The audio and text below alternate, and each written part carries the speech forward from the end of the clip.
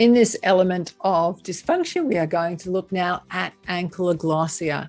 So Ankyloglossia is also known as tongue tie, and it's a congenital birth condition.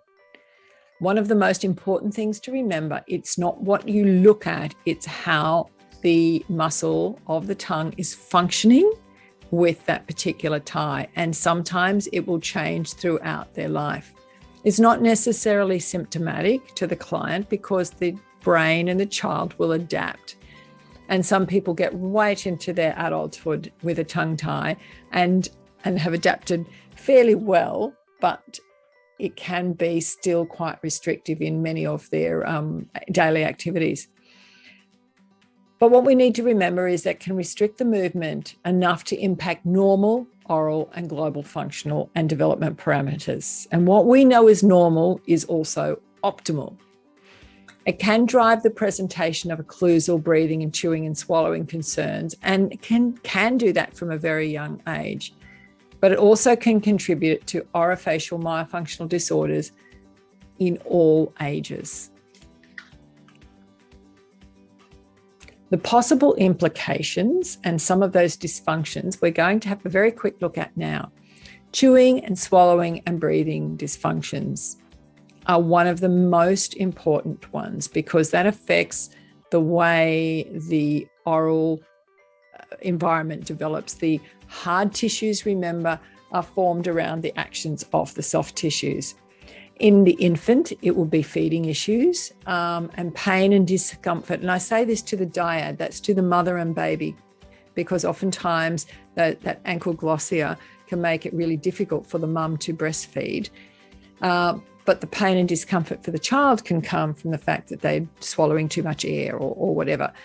Oftentimes with a tongue tie patient, because they can't lift the posterior part of their tongue up, they'll have a head forward position, and that then will lead on to a mouth breathing habit in a lot of cases. And then when they've got a mouth breathing habit, then you know that the jaw drops back, and so it goes on and on. So that's where you get that oral motor dysfunction. Speech articulation can certainly be affected with a tongue tie, and then you have that low tongue posture, and we know what the low tongue posture does as far as breathing and chewing and palatal development and jaw development. Sometimes it limits food choices, and the patient becomes somebody who's going to avoid certain foods, hard foods, chewy foods, because it takes a lot of time to chew. They can't move the food around. But the other thing that may happen is if they have become a mouth breather because they have a tongue tie, then they're trying to breathe and chew at the same time. And so the food is limited to things that's really easy to eat, which of course is not great for oral development or your gut health.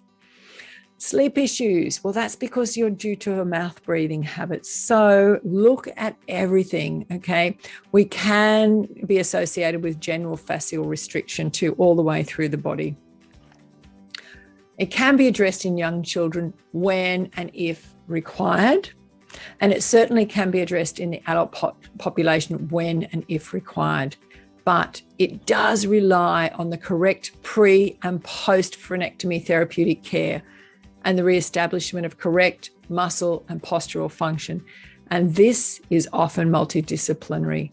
So when you're looking at the tongue tie and you're looking at the Munchee use, remember establishing the correct muscle function, the correct chewing, breathing, swallowing pattern is going to be really important for those patients. So look at the why and then plan where your Munchee may be able to be of assistance within that tongue tie remediation process.